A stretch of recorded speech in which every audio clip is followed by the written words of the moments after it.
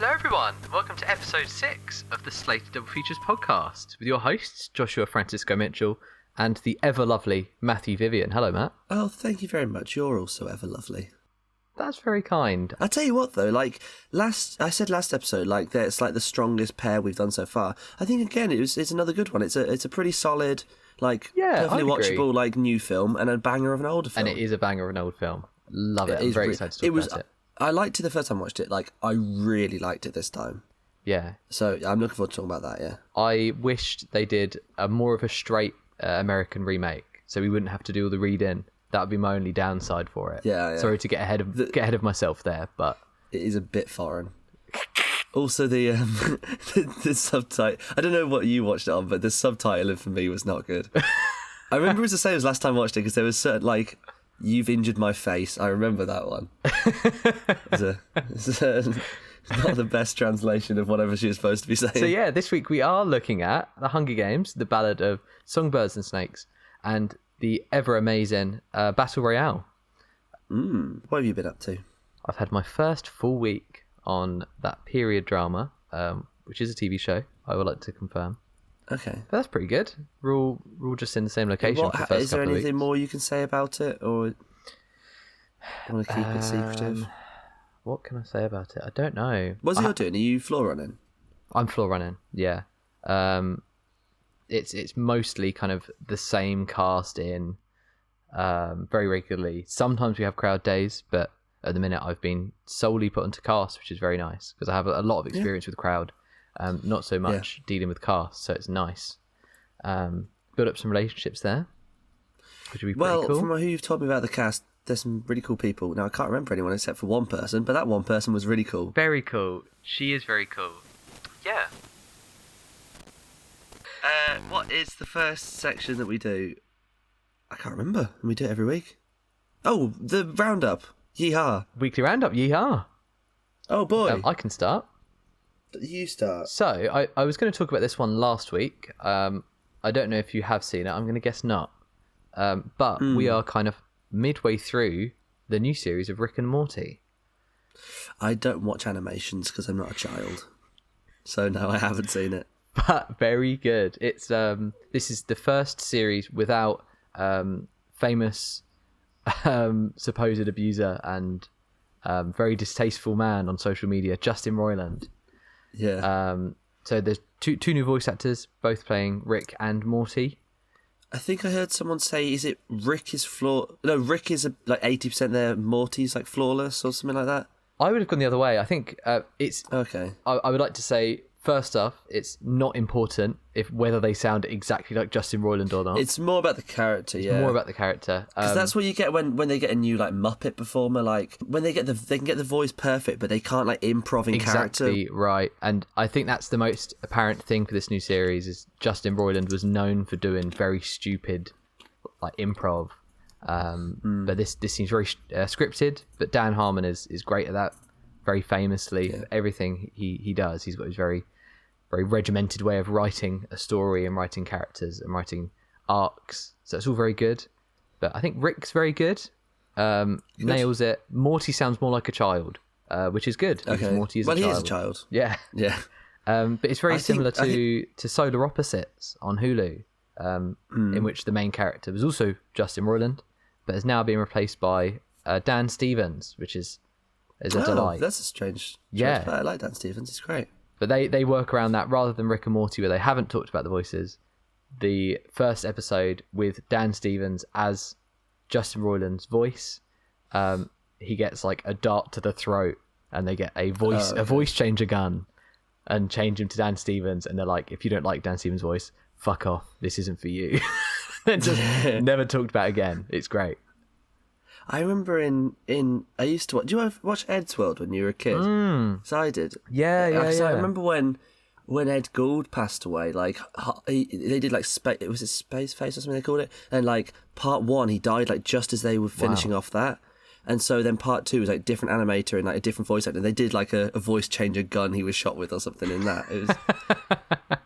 But it doesn't really matter. I think the new Wallace and Gromit's going to be a similar thing. When you hear that guy doing the voice, he's very good, but he doesn't have the chaotic energy that what's his name? Peter Sallis had. But anything else you've been watching? Yeah, I've seen episode 1 of Scott Pilgrim, which I would love to properly talk about when we've seen them both. I'm excited to watch it. Yeah, I need to rewatch. I haven't watched the live action film in such a long time, bro. But it's really good. I love Edgar Wright. Oh, it's the only flawless. Edgar Wright film I've only seen once. Yeah, I've seen Scott Pilgrim more than any other film, and I would put that down to my love for film and filmmaking and everything creative. I would put down to Scott Pilgrim, because I could watch it hundreds and hundreds of times and still take something new away from it. So it's lovely to see so many little details. A reinterpretation of the books in the film, because the TV show isn't either of those, and the first episode makes that very clear. It's very exciting. Well, even from seeing the trailer, even though it's exactly the same cast, like they're not playing it the same. Like Michael Cera was playing it very differently. Yeah, they're playing it like it's animation. Film, they're all quite monotone. Yeah, exactly. I'll try and watch it in the week and then we'll talk about it next week. Definitely. I'm really looking forward to it. What have you seen? I have watched The Haunting of Hill House. Ooh. See, the last few weeks I've done a Mike Flanagan miniseries I've talked about. Haunting of Hill House is the best of the lot. I personally think it's the best thing Netflix has ever made. Wow. Have you seen it? I haven't. It's brilliant. Is it too spooky? It's not very spooky. I mean, I watched it like a few years ago, about a year after it came out. And I watched it now and I was sort of like remembering things like just before they happened, because I sort of had forgotten a lot. But it's not that scary. At least on rewatch, it's not scary. But it's a fucking good story, and the characters are, like, it's about one family, and the characters are so, like, you really really root for them and you really relate with them, and they have, like, in the past with, like, where they play by kids, and then in the present day, and you can really struggle sometimes to make it feel like the same character when you have two different ones. But I think you never for a second doubt that these are the same characters as a kid. That's really when they're interesting. older. And I think also what's so great about it is, like, a serialized thing is I have a problem with a lot of, like, Disney Plus shows, like Ahsoka, for instance, where you end an episode and you'd ask, like, so what do you think of the episode? And you go, well, next week's going to be sick. Yeah. And it's like, every episode is just building up to something, and then it's, end it. It's like, but it ended up hyping up the next week. And it it's very like, much feels like a whole. You need to watch all of them, because it's like one long 8-hour film. It's not. It feels like, okay, but what did this episode achieve? Exactly, Well, it's like, it was just plot stuff to get to set up the next stuff. It's like, but that doesn't count. You need to have setups and payoffs within the episode, and that's what Hill House does so perfectly. It's like it asks and answers questions throughout all 10 episodes. Oh wow! And okay. like you find out at the start, like they left this house suddenly in one night because of something that happened, and we find out a little bit more each episode. And there's also the stuff in the present going along, and it's perfect, beautifully written, and directed, beautifully acted. I would recommend it. Yeah, I'll have to watch it.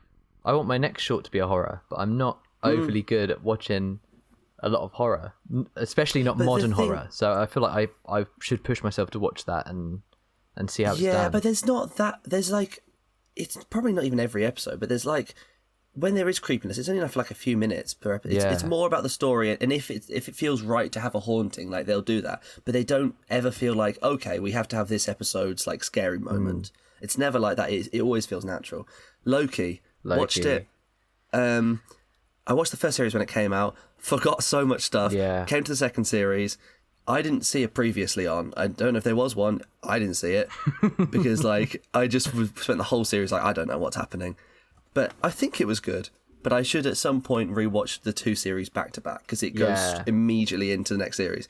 And I didn't have a clue what was that. I just forgot. I haven't finished it. I've had it spoiled. I know how it ends, but oh yeah, that's the thing. I watched it all after it all finished, so I kept seeing memes and stuff. It leads into the old Jonathan Majors thing, doesn't it? Where it's like very, very ambiguous now whether he's going to be in it or not, whether there was more of him at the end that was then changed and reshot to have that kind of thing. Yeah, because it feels weird that the show doesn't end with like more Kang setting up. It doesn't really, like, you see Victor Timely in the series, but it doesn't do any, like, the series 1 finale is all about like you need to see my other variants, like we're coming and we're going to take over, and they don't do any of that in series 2. Doesn't it end? There's talk about you might never see him ever again. As a spoiler, we've got time codes below, so if you don't want to hear Loki spoiler, please skip.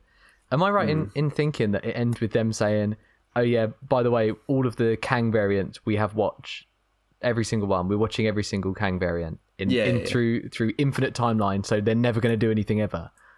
Yeah, because Mobius says like, "Oh yeah, and we had." Can you do it in the voice? We had a bit of a Oh wow!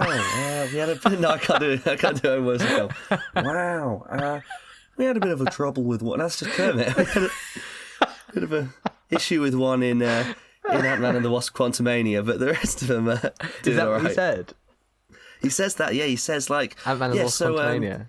In Ant-Man and the Wasp: Quantumania, available on Disney Plus, one of them caused a bit of a problem, but the rest we're all keeping an eye on.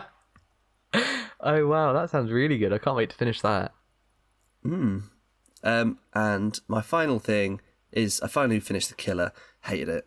Right, shall we get on to Hunger Games? That's fair. Oh, it's so boring, man. It's so boring. Right, I'm excited about this one. It's The Hunger Games, the Ballad of Songbirds and Snakes. Spot on. Is that the right way around? Yes. I think it is. Right. Do you want to give him a synopsis, Joshua? I can definitely try. So, this follows the villain from the Hunger Games. Coriolanus? Coriolanus, like the Shakespeare play. Yeah, I know that one. And he is a poor man. You expect him to be a rich man, but he is a poor man because his famous dad had died. So he's living a lie in rich school with all the other rich Nazi kids, and he's expecting to earn like the plinth prize, I think it's called, which would give him money enough to afford to go to university, to be able to get a good job in the capital, to be able to give money to his family. But Peter Dinklage reveals that they are not doing the plinth prize this year, and instead they are using the students to promote the Hunger Games, which has reached its lowest viewership ever. So the plinth prize now goes to whoever the best marketer is, I guess. Whoever the best member of the marketing team in the capital is. And basically, it's a thrilling idea. And that's it. He then meets his mentee, who is Lucy Gray. And then the Hunger Games sure do happen. They sure do happen. And then the movie carries on going. We'll talk about that. I think they just forgot to press cut. They just kept recording by accident. Right, what did you think? Yeah, it was a film. It certainly was. It was fun. It was. I much preferred the first 2 hours. Yes, considerably. Like you've just said, it is an hour it's in too three long. parts. It's. I mean, I seem to remember from the book. I mean, I can check because they're right behind me. I seem to remember the books are in like 3 parts, but they never did it with the other ones. Let's have a look. Yeah, so I've got Mockingjay in my hand now. It says part 1, The Ashes. Yeah, I thought they were. They're in like 3 parts, but they never did that with the films before. Yeah. So like it's like I can't remember what they're called, but parts 1 and 2 are good, and then part 3 is like so considerably different to 1 and 2.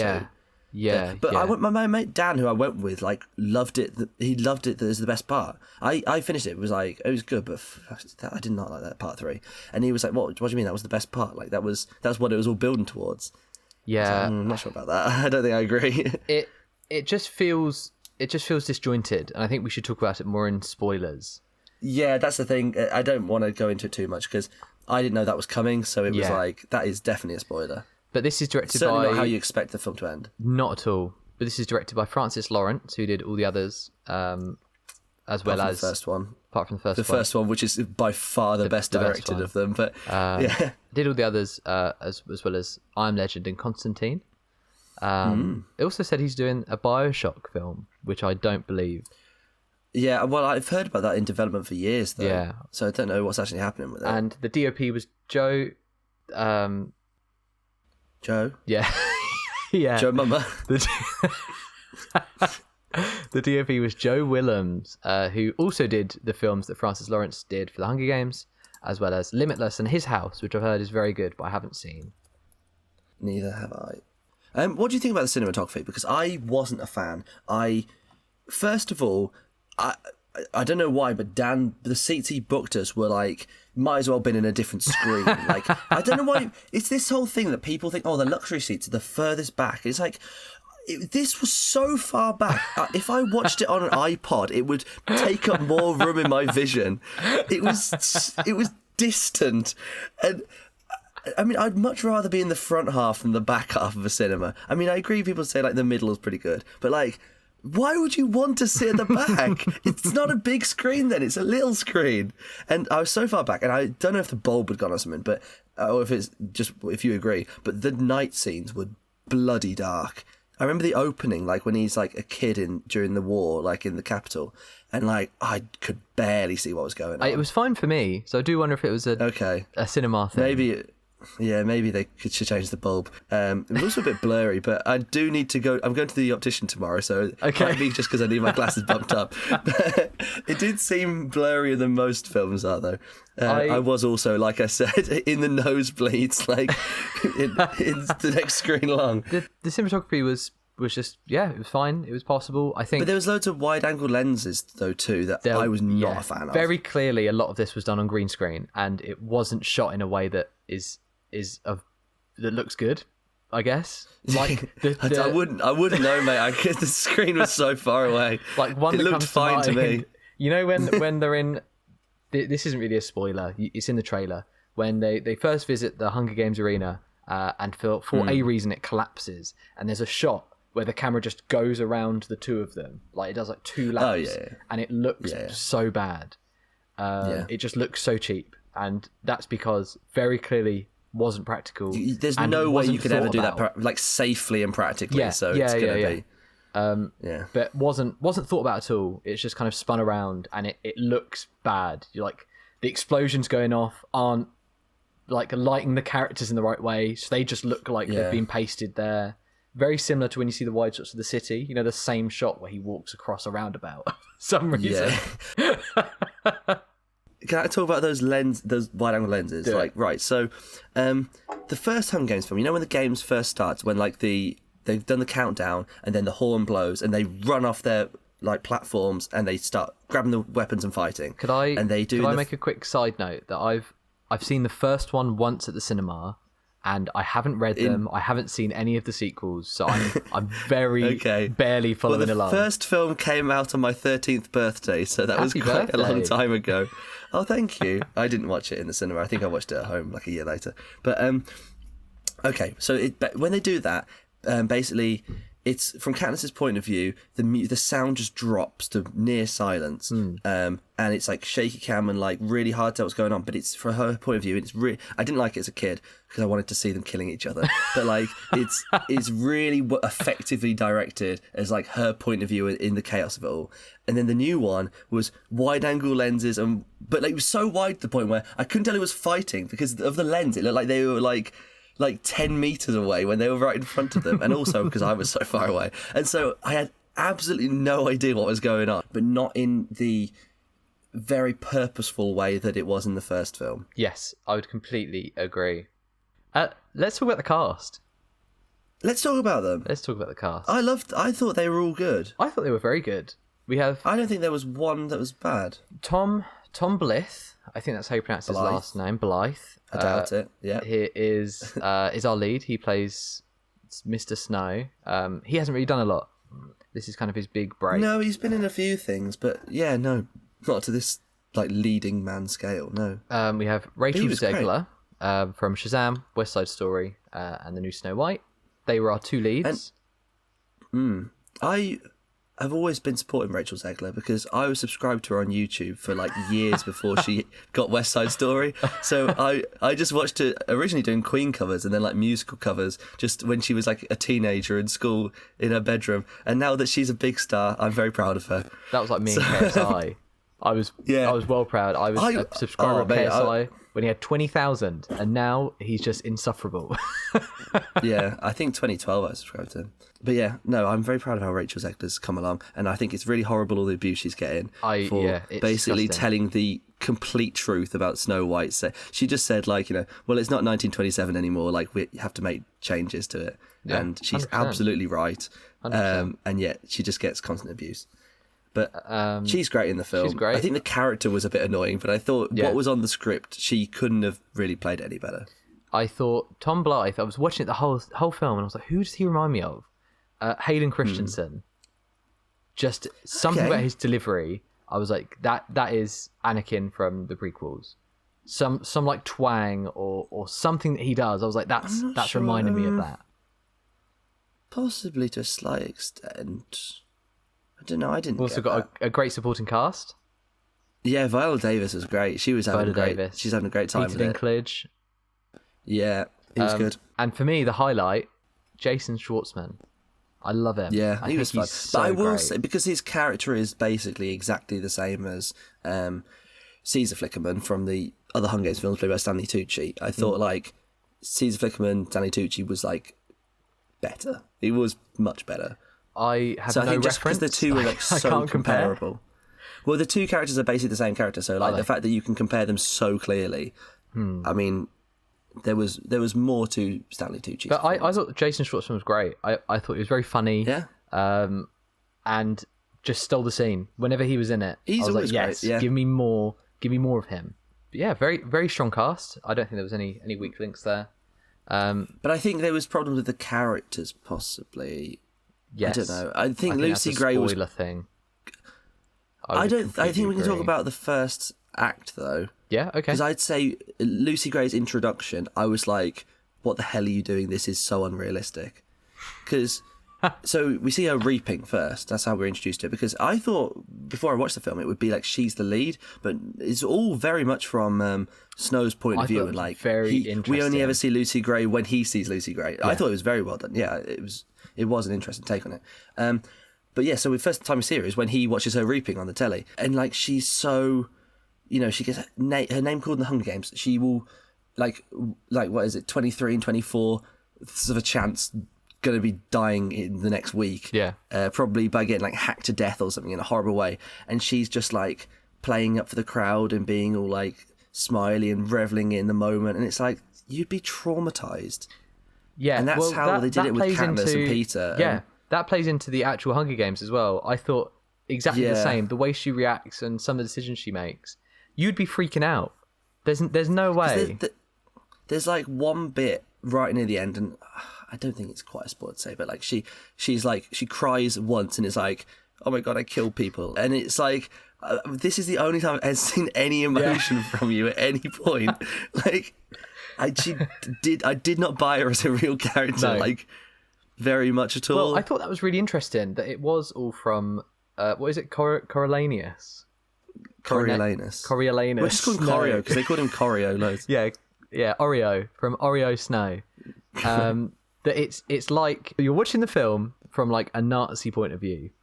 And you're trying to be as sympathetic as you can to this guy, and he's trying to get you on board, and you're like, wow, I'm so poor, and I'm trying my best to get into the system and into this wealth, and everyone around me has all this, and they've all been given all this, and I need to fight for it. But then I'm still like, you are a horrible person. It doesn't matter what you're fighting up against. You are part of a system and want to be part of a system that is disgusting, and I can only get behind you to a certain level. But if we were behind her, it would be different. It would be like the Hunger Games, but maybe too much like the Hunger Games. So I understand why they didn't. Yeah, exactly. I think stuff like I think Lucy Gray is the way she is because they intentionally wanted to do the opposite to Katniss. Yeah, and it's like fair enough, but I think you didn't need to take it quite that far. Yeah. But I thought Snow was interesting because it's like he's poor for the capital standards, but he's still much, much better off than people in the districts. So he'll be like, oh, like, woe is me, I need to get up to this level, I deserve to be, or whatever. But then he doesn't, he's like, they shouldn't treat me like this just because I'm below them. But then he doesn't act the same for people below him. It's more like, no, where I am is the bottom and I don't care about them. So he's actually exactly the same as the people above him. And if he was born like them, we know that he wouldn't care about himself. Like, so, and I thought that was such it's not necessarily like a characterization you see that often, but I think it was very, very true to human nature, really. I thought that he was actually quite an interesting character. It maybe went the wrong path later on. Yes, it leads you into the third act, which I think it then kind of it picks and chooses what it drops and what it runs with, and I Yeah. think that's why the third act, like for both of us, just doesn't connect with the rest of the film. But those first two acts, I think you get what you expect.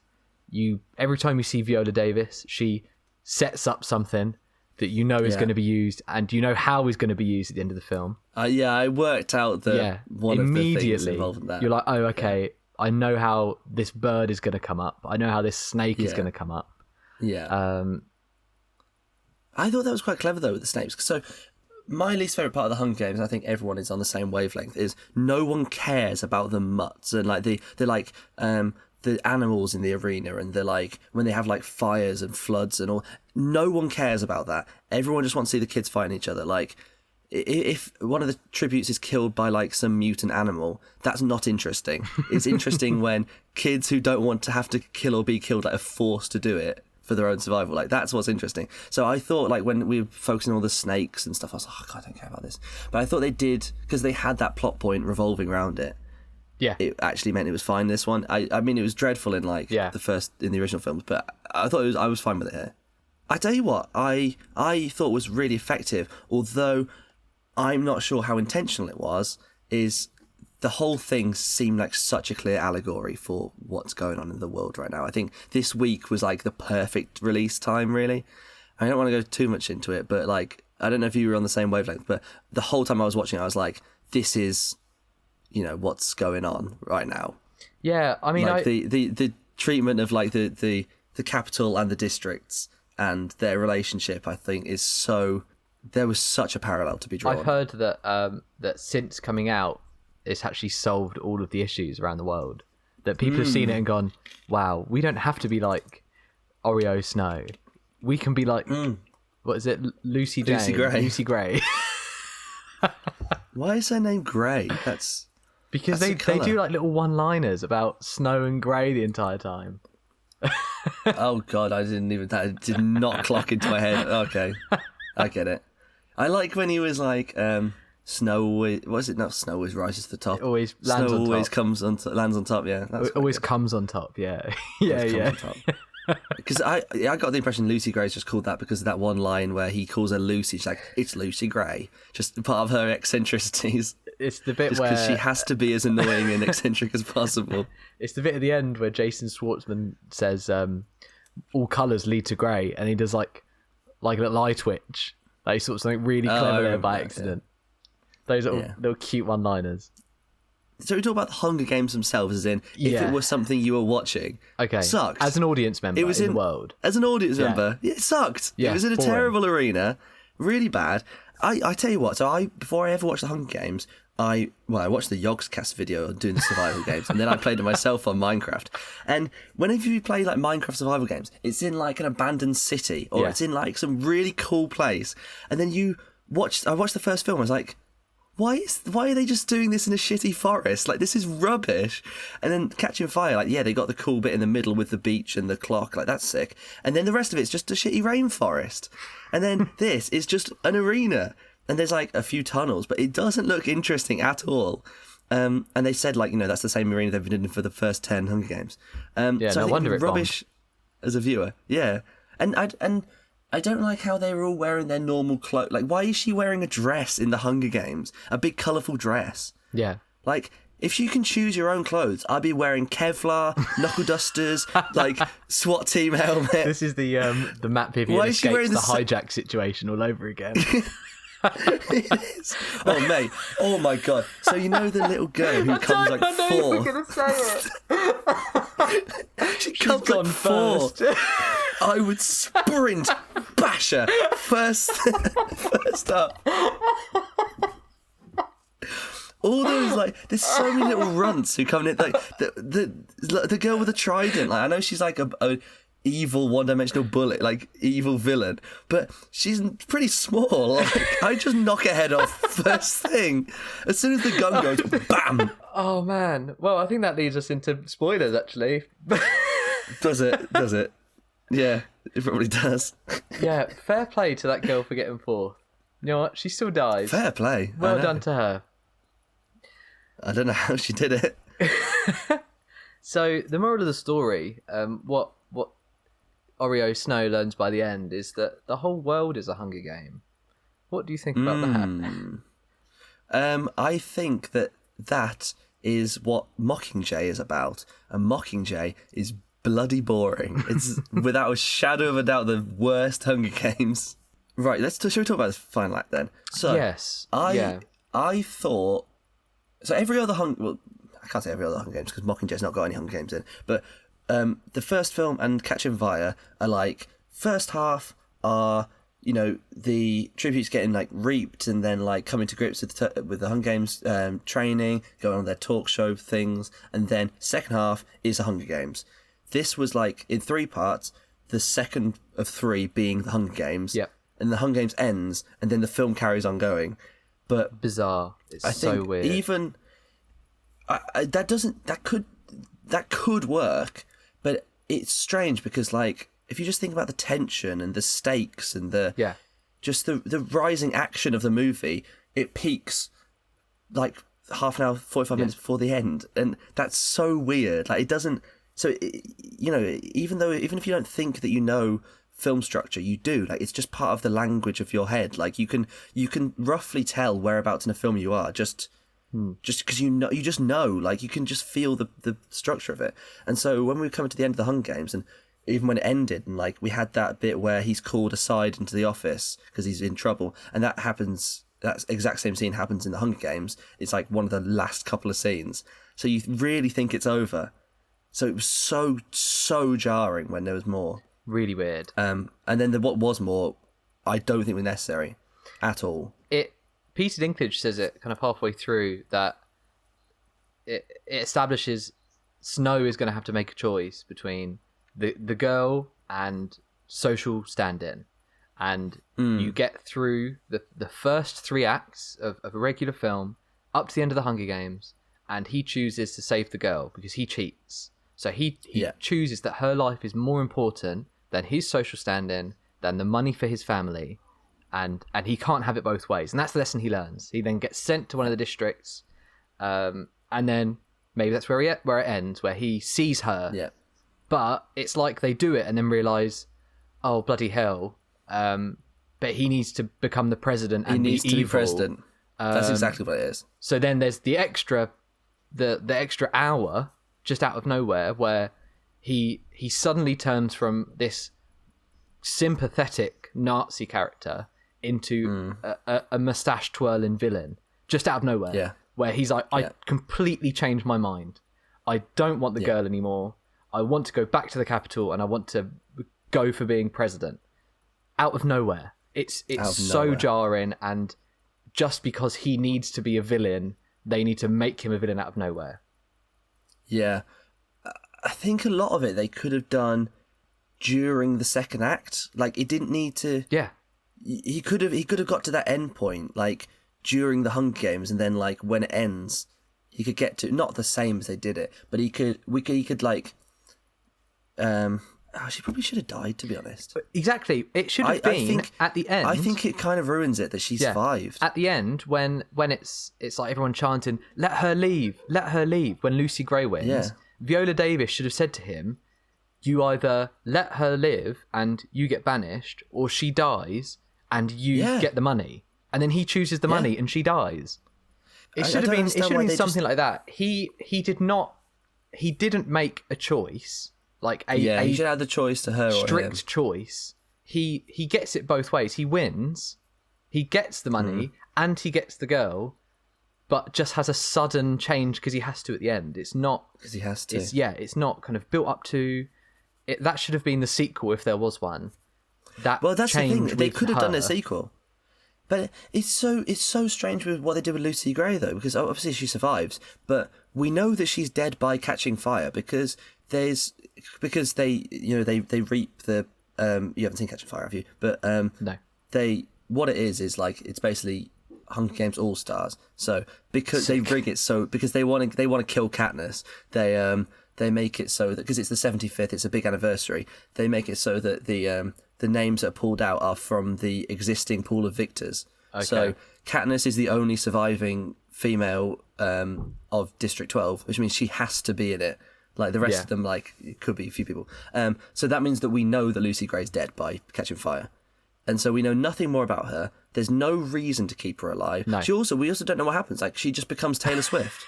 We should see her like PTSD afterwards in that third act. Like she's thriving. She's doing a gig. Everyone loves her. She's cracking jokes. She's so, apart from that one bit where she's crying saying like, "I kill people." Apart from that, like she just becomes Taylor Swift. Like, why would you do that to the character? You sound like Ben Stiller's fake character from Tropic Thunder. What is it, like Simple Ben or something like that? Simple Jack. Simple Jack. Yeah, it's completely right. It just kind of fumbles at the end, which is a shame because it's like pretty solid for most of the film. I think so. I think like because I was really looking forward to it, but I was kind of thinking like, well, this is probably just gonna be the same thing again. But I think the fact they did a different perspective and it was more about like the capital's perspective, the mentor perspective. Like I thought that was a really good take on it. Like it was really nice to see. I just think it's kind of a shame that.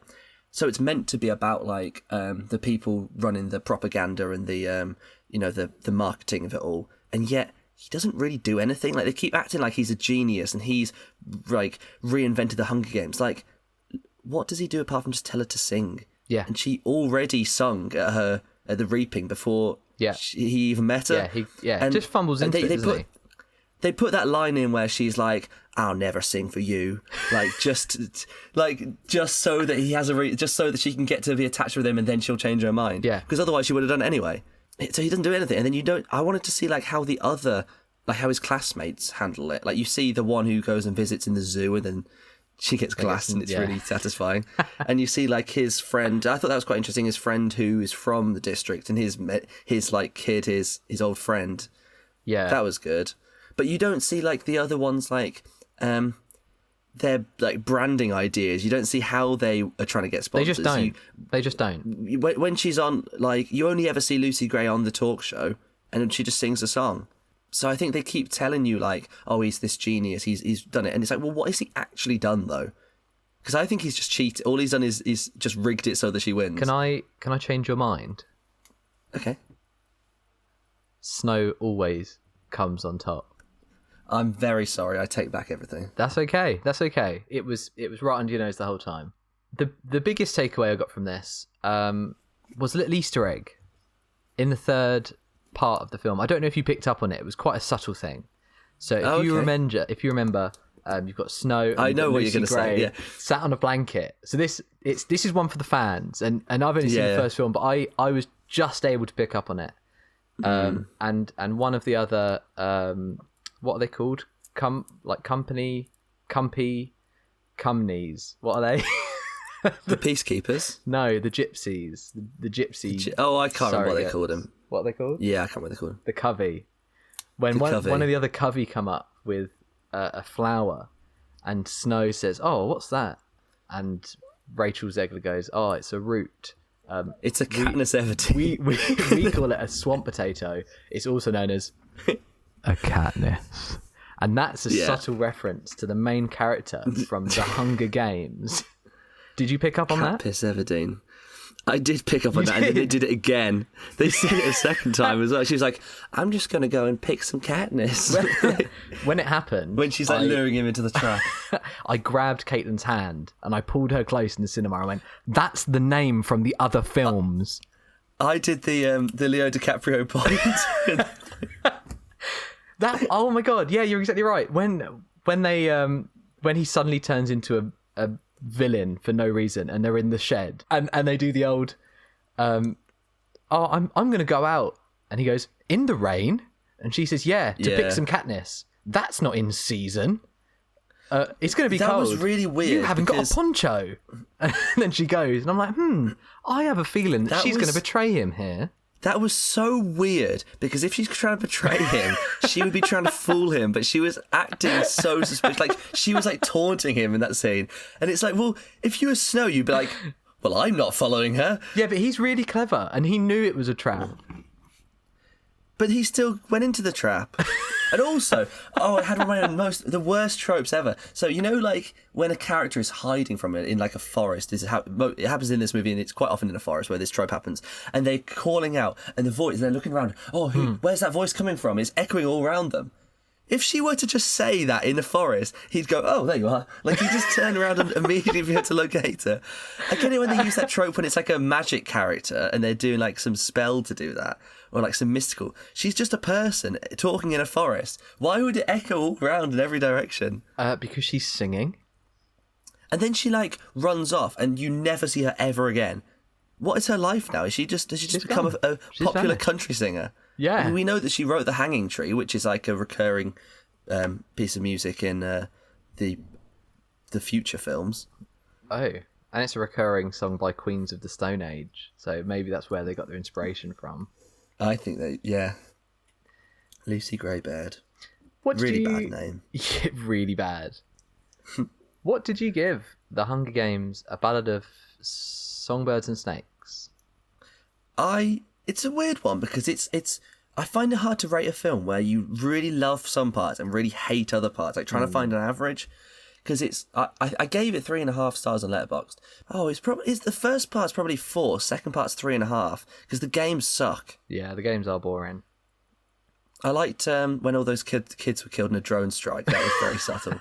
He was like, "Whoa, what? I just called him Walter." I would have given it a 3 stars. I thought the first 2 parts were a lot stronger than the last. I haven't seen any of the others. I don't think it was as good as the first Hunger Games. But this Catching Fire is the best one. Yeah? Yeah. It left me feeling full. Well, I think the main problem is, which we'll get onto with Battle Royale, is the Hunger Games film should be like 18s. Like, that's... It should be shocking. The original Hunger Games film, especially, should be a horror film. The whole appeal for it is how horrible it is what they're forced to do. They're like 12 to 18-year-olds who are like made to murder each other just because it's the only way they themselves can survive.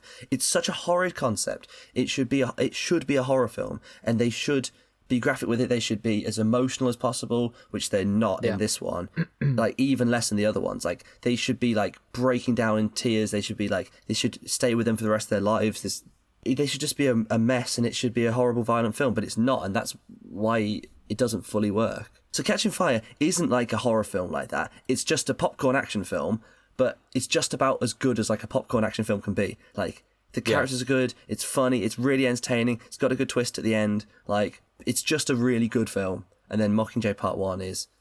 I enjoy it because it's like a book, like it's slower paced, it's okay. Part 2 is awful. Really bad. I read Mockingjay, the book, when I was 14 years old, hated it so much I didn't read another book till I was 23. Wow, you hated it so much you burnt it, didn't you? Right, we talked about this film a lot. So yeah, pretty good. It's only had a 44 million opening, so we'll have to see how it drops off. But I'm not too sure if this is enough to warrant a second one. There's no more books, though. I tell you what they should do. They should do a Hunger Games TV series where you follow a bunch of different tributes, because that's the problem with all of them, and the problem with Battle Royale. As great as Battle Royale is, there's like one lead character, or like a couple lead, and like they're going to be the winners. Yeah. Like, spoilers for Battle Royale. But like, it doesn't work. The first film is like, well, I know Katniss is going to survive, and if anything, you get in sad thing like Peter's going to, and he doesn't even bloody survive. Doesn't even die. And then this one is like, well, obviously Lucy Gray's going to win, and so you need to do like a TV series that follows like 6 different tributes, maybe, or like 8, or some to lesser extents, and you have like the evil ones where we get the depth to them and why they're evil rather than just being cartoon villains. Because we didn't this in Songbirds and Snakes, like, you don't know any of the other tributes really. Like, there's the kid who coughs a lot, there's her friend, the bully one, and there's her friend, and there's and the one who knows the other like mentor. But like, you don't know them at all. I don't remember any of their names. Like, no, they're barely characters. So you should be like really invested in all of these different ones. So then you really do care when you see 2 of them fight each other. And it's like, I don't want this person to have to kill this person, but they have to, and that would make it have some stakes. Whereas where we watch it, it's like anyone who Katniss is fighting is her enemy. Yeah, and so We want Lucy Gray. So it's, I don't know. Yeah, no, I completely agree. And also, when we just follow Lucy Gray, it's not very interesting just watching her just camp in a vent for 2 days. Like she just camps the whole thing, does a bit of poisoning, and that's it. And cheats. But she got Victory Royale out of it and did one of the Fortnite dances. So yeah, she did. She it's did worth it. The floss. I never played Fortnite. I don't know the others. There's that loser one. She does loser one. She does Orange Justice. Oh, okay. That's my favourite one. So our second film this week is the 2000 cult classic Battle Royale. Matt, Vivian, what was the plot? Right. I'm really looking forward to just massively mispronouncing loads of Japanese names for this whole section. The plot is, have you seen The Hunger Games? Yeah, I think so. Is that the one with the kids killing each other in a fight to the death? Yeah, and so it's that. And what do you think about the film? I mean, I thought it was quite good. I thought it was really good, actually. I think it's a fantastic film. Have you seen it before? Yes, I have. But I watched it a few years ago, and so I'd forgotten everything except for... Are we just in spoilers straight away for this? Because it's old. I think so. I think so. Non-spoilers it's very good. And even if you don't listen to the review, if you're a Hunger Games fan, watch Battle Royale, because it's the same thing, but it's like an 18 certificate or like R-rated, like gory version. Everyone is so much more like heightened and they're like more traumatized by it, and they're more like, it's so emotional. And the characters are great, and it's the kills are more interesting, the arena's more interesting. It's really good. If you like Hunger Games, you'll love Battle Royale. You'll love it. Right, so what I remember about it was that I remember who won it, and I remember the teacher character, I remember the psycho girl, and I remember they were with another guy who died at the end, and that was all it. That was it, really. Yeah. I remember like the broad scene. strokes. I remember the opening scene. I remember them like in the classroom, like getting told it all, and like all the rules, and the woman on the TV who's like really over enthusiastic. So good, isn't it? It's so creepy, like how the horrible things she's saying while like in that really upbeat like Japanese like like I don't know how to do it, but like that tone, like Matt did like 2-piece signs with his hands there and was very close to doing an impression. But my voice is still kind of gone. So I tried to do a high pitch thing. I literally can't. I'm just too. It's manly. great, that scene where you get a very brief introduction to our main character, then you get a very brief introduction to the class as a whole and the school system as a whole, and then you're straight in. They've been gassed, they've been kidnapped. Us as an audience don't know where we are, don't know what's happening. So they give us the exposition we need as an audience to understand, and it's done in such an interesting, engaging way. It is. Like you're told through that video everything you need to know about the general Battle Royale. You're shown the teacher just killing kids. He just murders one and then blows one up using the collars that they can't take off. Yeah. And straight away, you know the stakes. You know what can happen if our main character does not win. You're straight in. There's no time wasted. Yeah. Because the Hunger Games, like the first half of them is all the build up. Like there's none of that. It is just the whole film is the Hunger Games, is the Battle Royale. First time I watched it, like I couldn't follow who was who. Like, they are all the same age, in the same clothes, with the same colour hair. There's like the odd one, like there's the guy with the big like blonde hair, but like, and I don't know any of the act going into it, so it's like, when you're immediately thrown into it, and there's so many characters, I was sometimes struggling to be like, wait, so which one are you? Like, which have I seen you before? Which one were you? And, but then it was completely fine. Like after like half an hour, I was like, right, I know who we are now. Yeah. But I think after the fact half that an hour, it goes straight into it, you know the characters we're going to be following. You know, like the girl from Kill Bill. You know her. You know the main character and his love interest. You know the 2 anime characters who were previous winners. You know the other girl who's just like a cold-blooded killer going around like slitting people's throats with a sickle with her gun. You know, like those 5 or 6 characters, and they go around and do like little vignettes. And the 3 nerds who are doing the hacking. Yeah, like, yeah. I exactly. do like that how there's 6 to 8 like main people. But then every single, I'm just going to use the Hunger Games vocabulary. Every like tribute has like some sort of character still. There's quite a lot of them. Like, and there's a few where like they just get killed instantly or they commit suicide instantly. But like, even if it was just someone in one scene, they would give them some sort of reason for you to connect with them. They give them some character and then kill them off. But I like that. I thought that was really well done. It wasn't like the Hunger Games is like almost all of the tributes are extras, and then there's like a few are like, oh, one's evil, this one's also evil but not quite as evil as the previous one, and like this one's pathetic. Like, but that's it. You barely even know their names. They are all school kids, and that's the big difference between this and the Hunger Games. Yeah. It's scary and it's horrific, and they don't know where they are, and they don't want to be doing what they're doing. They are genuinely forced to do it, and you really feel that some of them take it in their stride. Yeah. But they don't want to go around killing other classmates. They just have to do it. Yeah, they sort of become a sort of psycho, cold-blooded killer because they are like, I'm surviving this, and that's the only way. Yeah, like that's it. It's not like they're like taunting and laughing at people like you have in the Hunger Games with some of them. Like, you go through the Hunger Games, and I know you said at the start of this that it was hard to follow which character's who because they're all dressed the same, and some of them are more like general idea of a character, like a nerd or like a jock or whatever.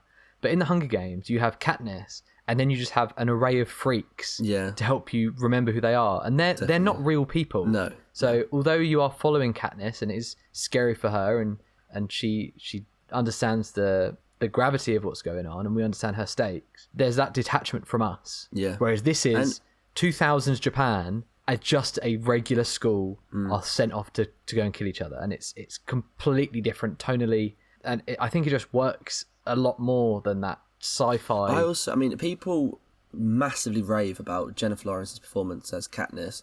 Even from 13 years old to now, I've never liked it. I don't like the character of Katniss at all, though. I think Katniss is so dislikable. And the fact that she's so cold and detached from me obviously means that she's good in the Hunger Games, but that's so bloody uninteresting for a character. Did you know that Katniss is actually another name for a swamp potato? Is it? Is that why? Yeah. Oh wow, that's quite interesting. That. Wow. Yeah. Just compare the basically the reaping scene it would be in this, like when they're showing the video in this, in the classroom, compared to when Lucy Greybeard is chosen to be in the Hunger Games. Like, that's the same two scenes of them finding out that they're gonna have to fight to the death against however many other people, and her reaction compared to their reaction is night and day. Hers is not the slightest bit believable, and theirs is like horrifyingly real. Yeah. Honestly, that's one of the best. It's even how they enter that original classroom, and you see that they kind of enter. They're a bit shocked and don't know what's going on. But as soon as they see their teacher enter, they're like, the way they present themselves is they have the power in the scene. Yeah, that they're confident, and they set the chairs up. They don't know what's going on, but they've been in scenarios with the teacher before, and you're told at the start that school is kind of all over the shop, and the youth kind of run Japan. But as soon as the teacher starts breaking those boundaries and then throwing knives at a girl, like, it completely changes. They all like back up against the wall, like caged animals. And when the guy's like collar's going off, like they're all like running to the other side to get away from him and pushing him away.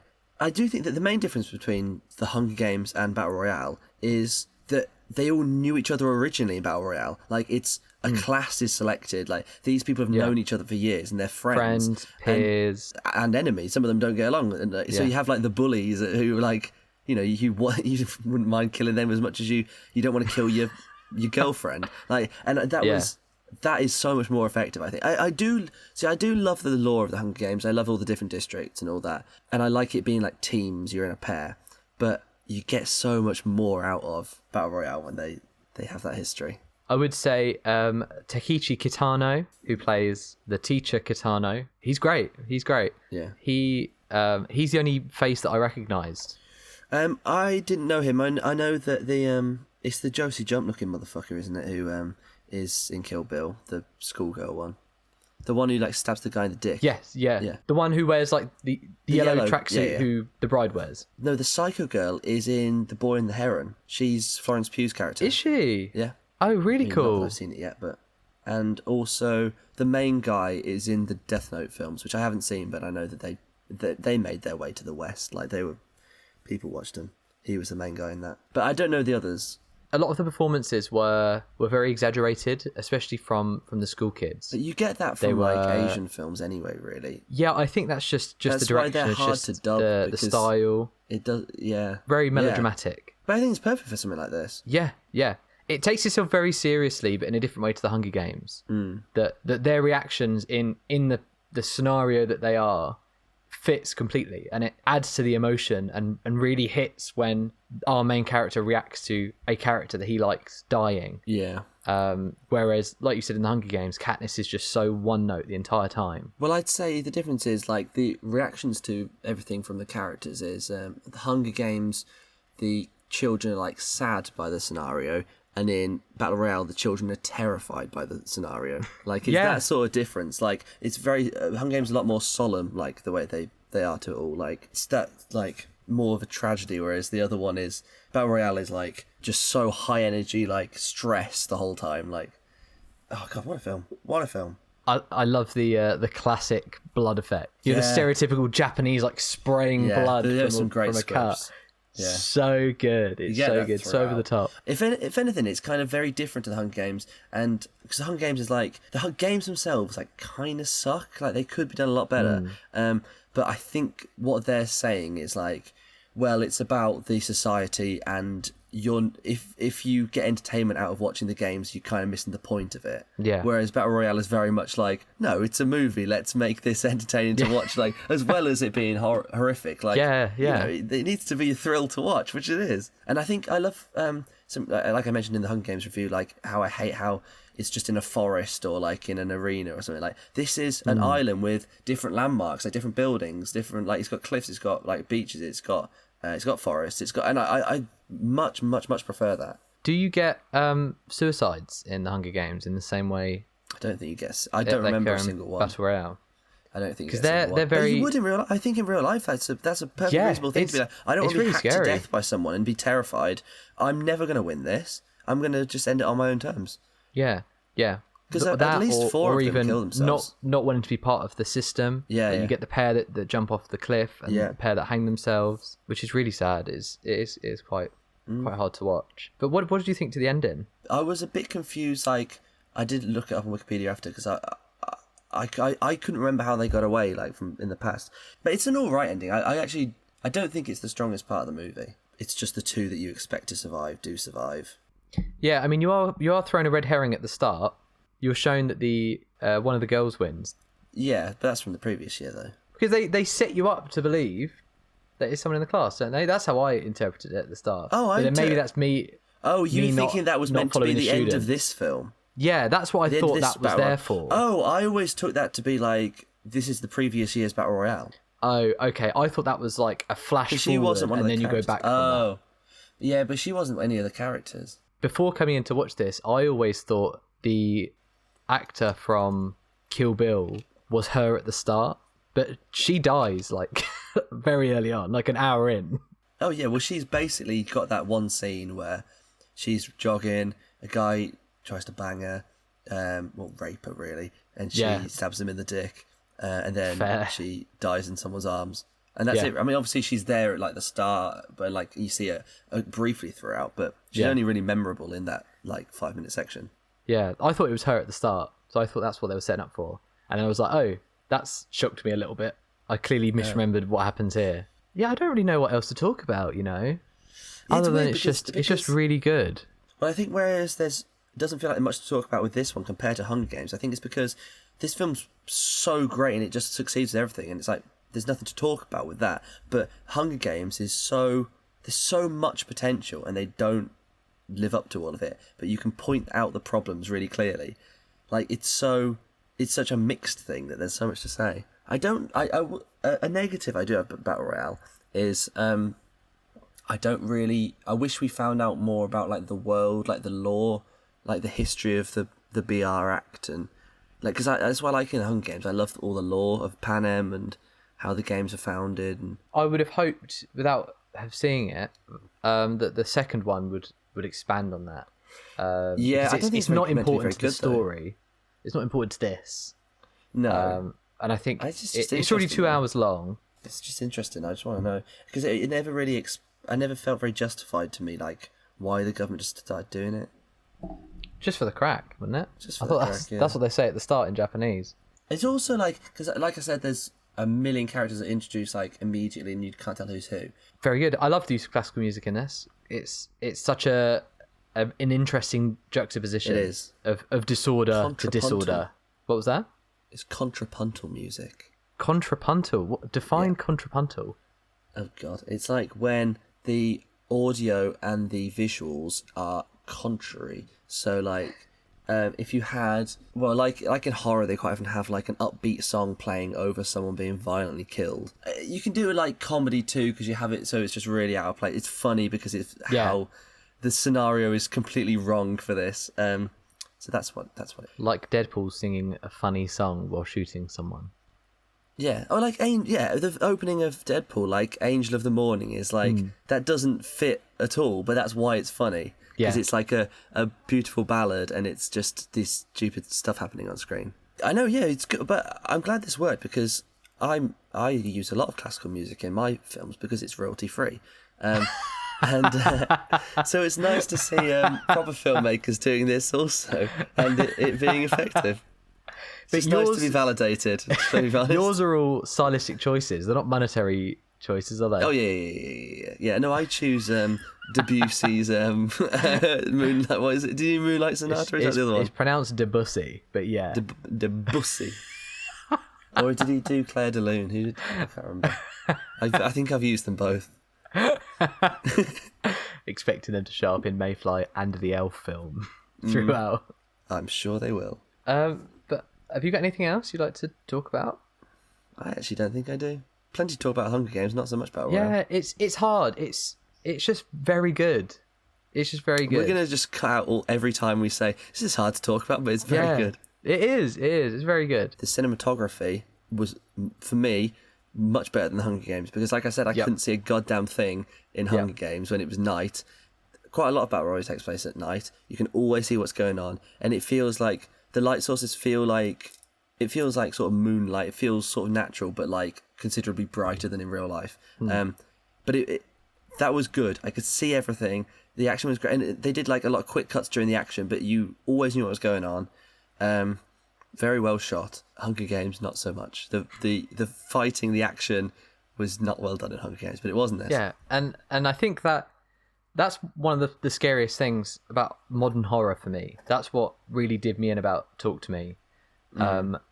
I find it the most frightening, the quote unquote realistic side of horror and death and murder. So like in Talk to Me, when the kid gets in the possessed. bathroom bit. Yeah. He's slamming his head on the wall. Exactly. Like you could do that. It's disgusting. It's horrible. Yeah. Which it isn't showy. It isn't Hollywood choreographed action. It's just it could happen. They're different compared to the Hunger Games where they're all like athletes and they've all been training and I can use a bow and arrow really well and I'm efficient in using a trident. This is just I have a knife. I can paint myself to look like a rock really well. Yeah, this is I've been given a pot lid and I need to do my best with it. I've been given a knife and so I just need to like go up to someone and use it. And I think they're both different graphic. takes that I actually like both of them. I couldn't pick which one I like more because definitely. I did like how they all had different weapons. They were given different weapons, but I love the bit in Hunger Games when they all run into the middle and they just. Do you make the choice to grab a weapon or just make the choice to run? Like, I don't think they've ever been shot well in any of the films, but I like the idea of that. When you play Minecraft survival games, like that is a thrilling moment. Which, of course, we'd like to say inspired both of these films. Yeah, it did. The Minecraft Hunger Games. Yeah. But so, I felt like it was a bit peak when he just got the pot lid. But it's like a shield because he protects his girlfriend. Well, that's true, It was a character But some of them people get like AKs. I know that would be peak if you get a pot lid, but as filmmakers, you'd know that it's an important character defining moment. But that's the thing about Battle Royale. I don't know if you agree. It's really good, but it's really hard to kind of talk about. Do you agree? Do you agree with that? Me personally, I would agree with that. Yeah. Yeah. I think that my only criticism really is I felt until the final act, I didn't feel like the girlfriend really had any character. Like, there was nothing to her. Whereas everyone else was so well defined. Like, even so, you have like the transfer boy who's like a psycho killer. I believe he was in like a car crash or something, and he got like brain damage, which meant that's why he basically became a psychopath because he lost the empathy. I think I just read that on Wikipedia, though. I don't think I remember that from the film. But the characterization is so great on everyone that I think it's kind of a shame that I don't think the main girl really had enough, considering how much she's in it. Yeah, she's almost there just to facilitate our main character, to give him motivation, especially after his friend died. Yeah, she's just acts as a foil. Really. And it gives him the hero quality, doesn't it? That he's the only one who's standing by another character, and that's why the other previous winner stands by them, and he sacrificed himself at the end, doesn't he? Yeah, he does. Yeah, her because in the final act, like, you find out loads about her, but I just think it was maybe a bit too late. But then that's probably the hardest thing to talk about Battle Royale, really, is that it's really good, but it's just really hard to talk about. Yeah, whereas...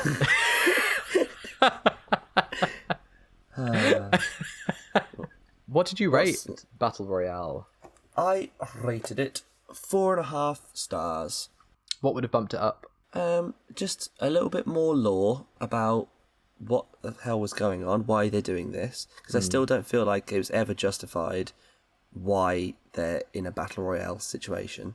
But yeah, what did you rate it? 5 stars. I love it. I think it's so characterful. I think it's even with millions of Hunger Games out and about, I think it's so unique. And I think is the Hunger Games for the non-popcorn viewers. Not that takes anything away from Hunger Games or takes anything away from Battle Royale. Yeah, I think, to be honest, Hunger Games is kind of ruined by like film censors, like the BBFC and is it the MPAA in America? Like the fact that it has to be a 12. I think the first one was a 15 because I've seen versions of it with and without blood, like on the tools when they like stab people at the start.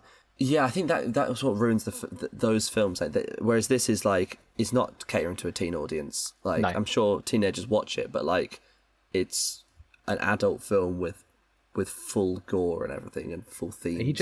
You don't make films like that anymore. You just don't. Yeah, you do. It's called The Hunger Games: The Ballad of Songbirds and Snakes. That leads us very well into our next section. Filmmaking lesson. Filmmaking lessons. Oh, I just learned that you can just watch a film that's really good and then just make the same film again and then do 4 more of them and no one will bat an eye. I learned that Battle Royales, similarly to the zombie genre, can be taken in many ways and retwisted and reworked. I mean, I was joking, but look at Rebel Moon. Is that just Star Wars. And Star Wars is just Flash Gordon.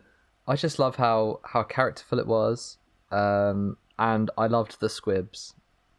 I did too. I would say a lesson I had is something that I wish both films did and neither film did is don't have one lead. Just follow loads of different characters, and we don't know who wins. Then it's, or even I wish they just had a random one of the side characters survive.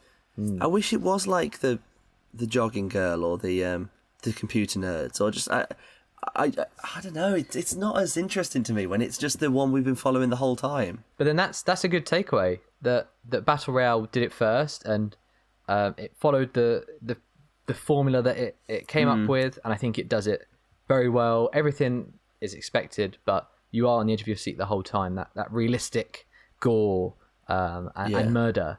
But the Hunger Games not only is the same concept as Battle Royale, but has also ended the same way 4 or 5 times. Where, like we spoke about in the Ballad of Songbirds and Snakes, it could have been taken in a different way. Yeah, for some reason it didn't. Yeah, what's her name? Lucy Gray. Yeah, could have died, and that would have been almost the subversion of Battle Royale, of the first version of this. And it's like unexpectedly getting the dub in Fortnite and then doing the Chicken Royale winner chicken dinner dance. I like playing survival games on Minecraft. I don't know Fortnite. Is Fortnite just the Hunger Games as well? Yeah, It's everything Fortnite the is Hunger Games. It's Everything everything. is. It's Call of Duty has it's a media. Hunger Games. Just yeah. Yeah. Well, we learned that the whole world is the Hunger Games. That's true. And as soon as this call ends, I will be coming to I'm the Hunger Game Games. I would win the Hunger Games so easily, honestly. Like, especially the one. Look, there was only about 15 of them in the 10th Hunger Games because they all got killed beforehand. I know. If I'd known you could do that, I would have been fucking. I would have slit all their throats in their sleep in the zoo.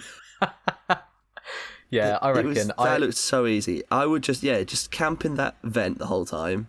Yeah, with a knife. Get your mentor to cheat for you.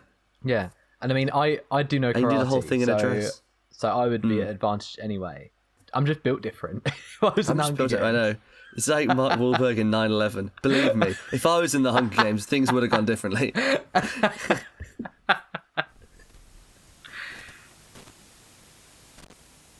On to our cursed double features. Oh, I've not got first. I've not got very many. First? I'll go first because I've not got very many. Okay. Mine aren't very good. You go first. I'll go first. Yeah. Do your Hunger Games. Okay, my Hunger Games. Oh god, this is a change of pace. This one's really serious. So for the Hunger Games, the Ballad of Songbirds and Snakes, I've just put the news. Sorry, guys. Sorry to get political, but you knew what you were tuning into. I have another one for the Hunger Games, which is Snow White. They're both films with Rachel Zegler in. However, for some reason, this one has even more people with dwarfism in than her Snow White film. Because they're not cartoons. No, but have you seen that picture they released now? Now they're doing them like CGI versions of how they looked in the cartoons. Bad, isn't it? And they've pushed it back 2 years, so it's like, well, they definitely didn't film it with that intention. They just now have come up with it because people complained, and now they've got 2 years of CGI to do. Love it. Just hire people to do the work. It's like Hugh Grant in Wonka. I think the solution to the whole thing was, okay, so they were written as basically like inhuman, like forest dwelling people. Like, okay, write them in the remake then to be roles that any like actor with dwarfism would like dream of having. Like, just give them so much depth. And if you have it so they all live together in a cottage, you could have themes of like how like they were sort of driven away from society. They felt like outcasts, and together they they can, and together they became swingers. Yeah, and together they decided to lure a 14-year-old girl into their cottage. But I think you just need to write the parts well, and then it makes it fine. But if you keep them as, but they just, I don't know. There's different ways of handling it. And I think they basically couldn't have done any worse. Nah, leave them as one-dimensional characters with one character trait each. That's my favourite. And now they're all just now CGI they're not even real. People will always complain. And that's the woke world we live in. For me, the most controversial thing is, you know that there has been a board of Disney execs have sat down and have thought, how do we approach a Snow White live-action remake that stirs up the most controversy, gets the most people in the seats, and just gets people talking.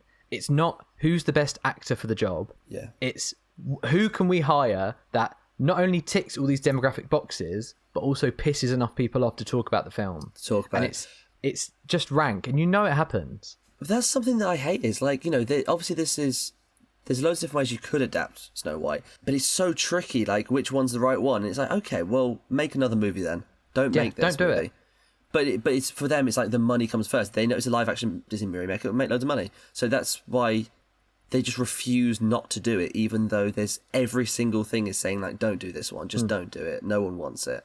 Shall I do a Battle Royale one, or are you doing more Hunger Games ones? I'll do my Hunger Games. Okay. So I've got Hunger Games and the final series of Game of Thrones, where we have white-haired protagonists somehow become villainous, moustache twirling evildoers just for no reason other than they're supposed to.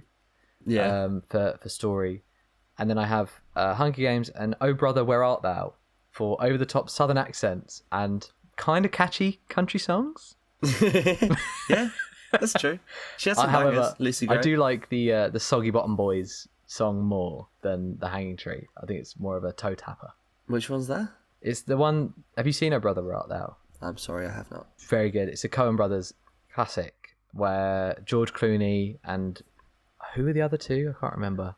They get taken into a recording booth for some reason and release a single, and their band is called the Soggy Bottom Boys.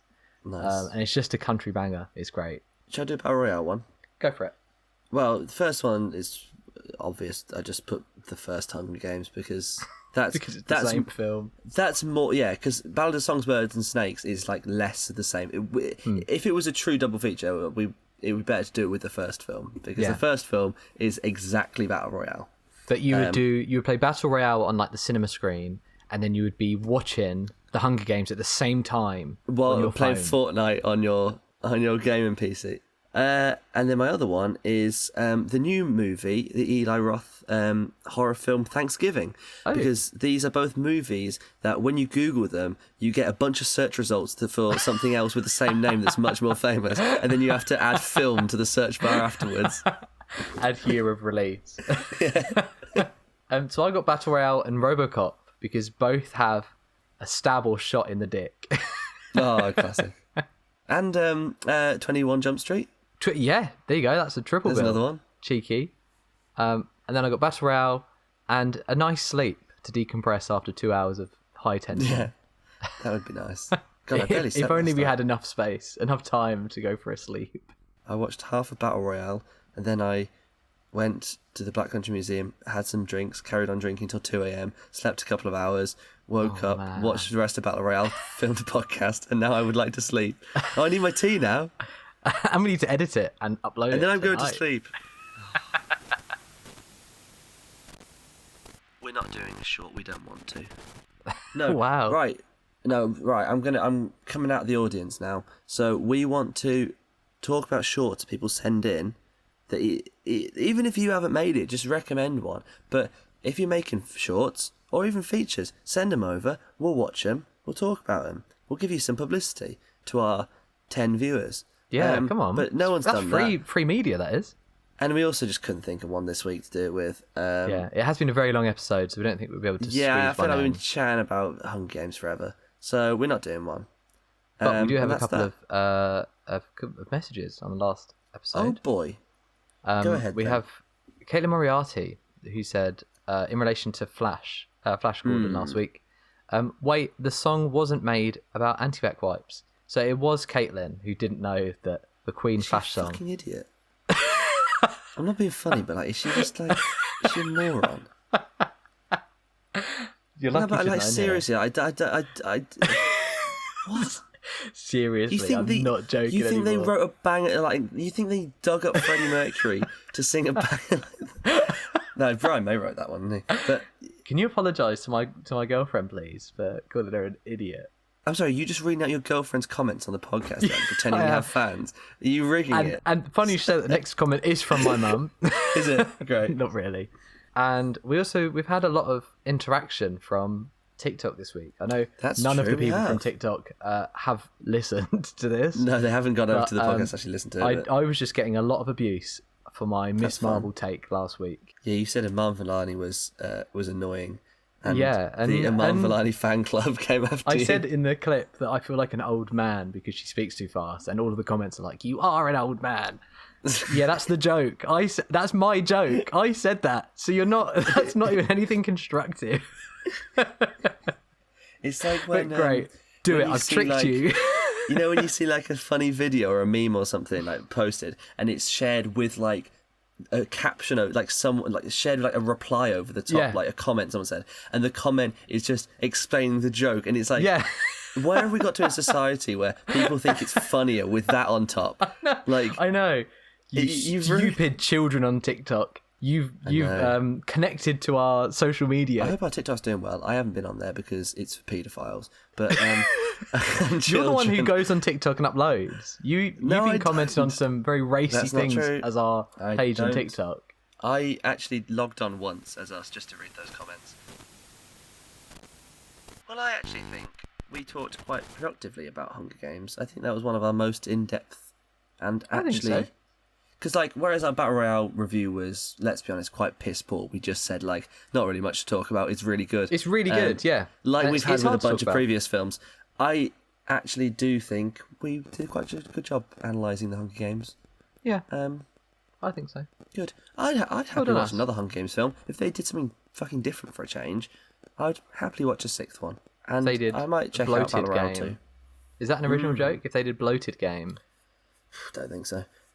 They're never hungry in them. They like you never once see a character be like, "Oh, I'm so hungry." You never hear like a stomach rumble. No, there's even in the nothing. games, not hungry. So I mean, they're never hungry. Just like Mayfly only has one scene of Mayflies, so I will be taking you to court. And I haven't even added them in yet. No, because there'll be a VFX element, and I. Well, you're growing them, aren't you? You're like farming Mayflies at the minute. I am. You should, I'm gonna eat listeners. You should see Matt's room. It's just swarming with flies. It's everywhere. So next week we are going to be looking at the Napoleon film, Ridley Scott's Napoleon, which I'm very excited for. I don't know if you are. Less so than some of the other weeks, but I'm sure it'll be good. I've been seeing some of the comments he's been making about people moaning about historical inaccuracies and all that jazz. So I know he said like get a life. It's but great. It gets my goat too when a film is like otherwise really accurate and then they just do a stupid thing like Marie Antoinette having hair or something when she famously had it. If you want to hear about me. Matt's goat next week, then tune in to our Napoleon. And I don't think we're going to give a hint for our pairing, so you have to tune in and find out. I think we will deliberately keep it secret. Well, thank you very much, Matt. Thank you for joining us. Let's just hope we can think of one. It's all good. I had a great time. I might go and watch Battle Royale 2 now. Or the Hunger Games 1. Or the Hunger Games 2. Or the Hunger Games 3. I'm not watching the Hunger Games 4. It's shit. I'm going to go and watch a ninja stream on Twitch. Him playing that's fun. Fortnite. I also need to watch Scott Pilgrim. Wow, what a lot of homework I've got to do. Amazing. And 2 historical epics. Oh, exciting. The joy. Right. Well, have a good week. I'll see you on the next one. And you, I'll see you on the next one.